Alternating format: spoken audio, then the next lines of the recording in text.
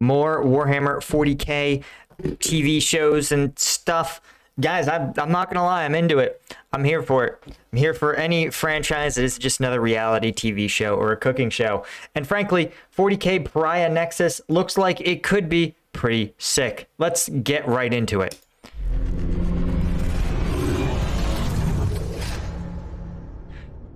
What I think is actually pretty neat is that this is actually apparently a setting that was introduced first at one of Games Workshop's tabletop games. And I think that this sort of integration between a television show creating a world and a vibe, and then the gameplay also embodying it, letting players write their own stories, I think is Warhammer at its strongest.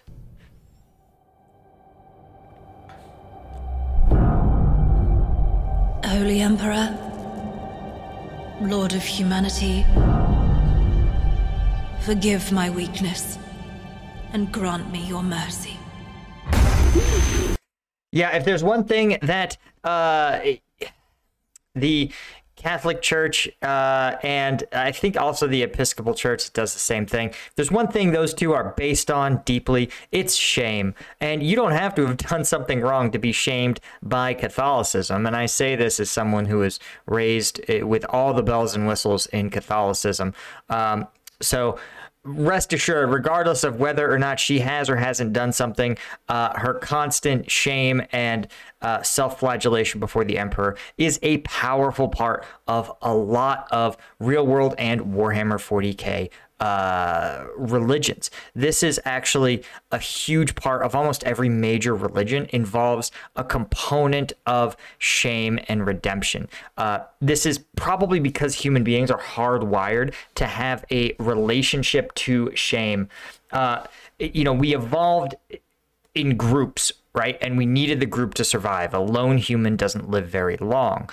But in order to have a group function, you have to hardwire the need, the importance of group harmony. And that's where ideas of shame come in, and shame and righteousness, right?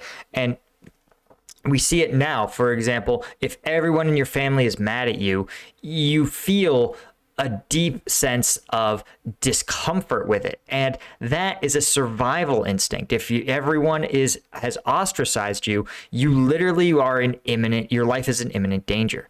And so what religions often do is co-opt this notion where shame inspires tremendous action by the individuals.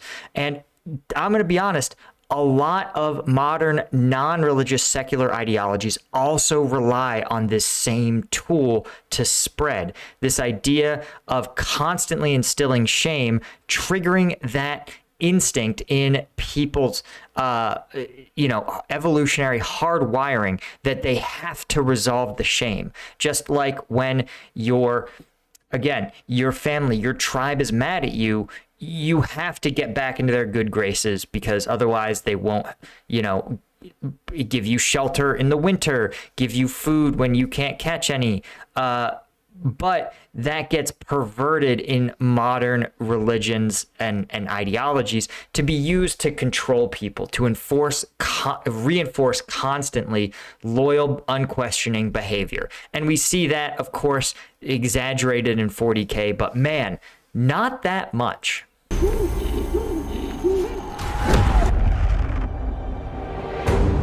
For we have let our world die. Awaken primary functions from base protocols. Obeisance Illuminaceras. Engage the survivors. Rectify the anomaly of their continued existence. Look around, sister. Where has your faith led you? It is better to die for the Emperor.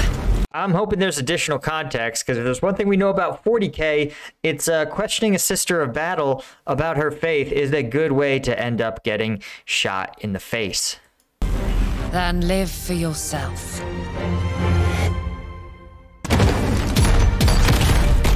Whatever that thing is, we can take it. All across the Imperium. Okay, let's... Tens of millions of lives are lost every second. It matters. Life matters, sister.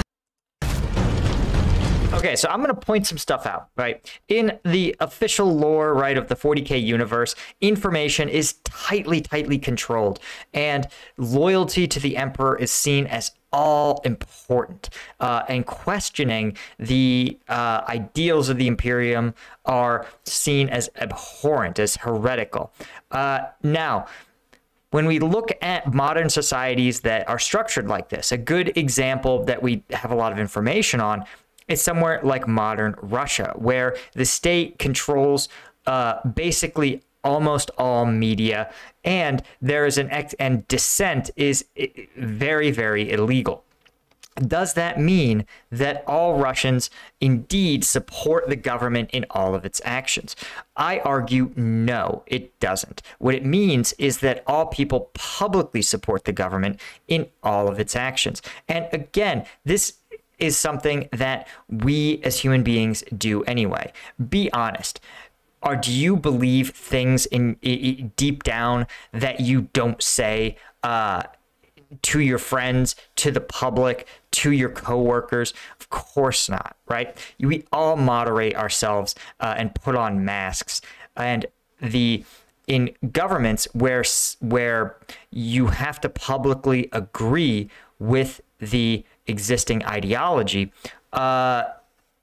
triples down on that natural human tendency, again, to promote in-group harmony. And if you were to get, say, asked by a pollster or in front of a camera, what do you think of the government, right? A modern Russian might say, I support the government. I support all their actions. But in private with trusted individuals, they will probably say something very different.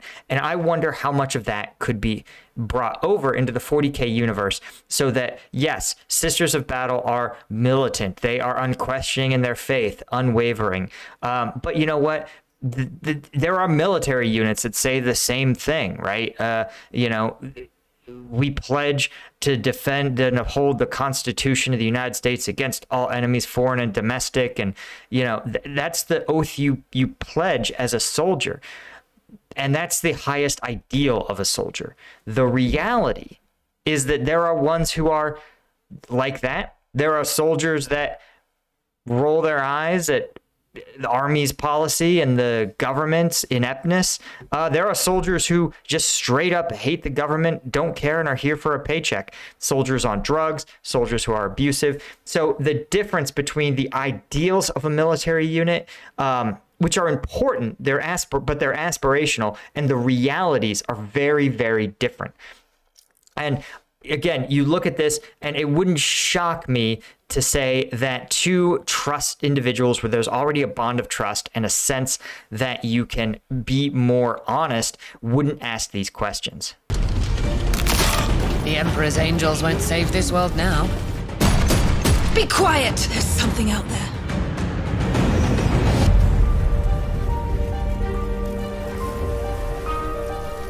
One lone member of the Death Corps.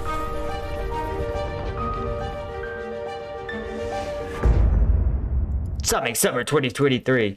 Well, I wonder, let's see, it doesn't say who produced this. I hope in my heart that it's made by someone, one of the Warhammer 40K creators, who was absolutely crushed by Games Workshop and was, had their creative endeavors threatened with endless lawsuits. So I hope they got brought into the fold and paid sufficiently. But of course, it's 40K. It's Games Workshop. They probably didn't. And why would you? These animators, you've taken away their livelihood. They make nothing. So then why on earth would you need to pay them well for their creative output? Anyway, that's all I had, guys. Check out the Patreon. Cheers.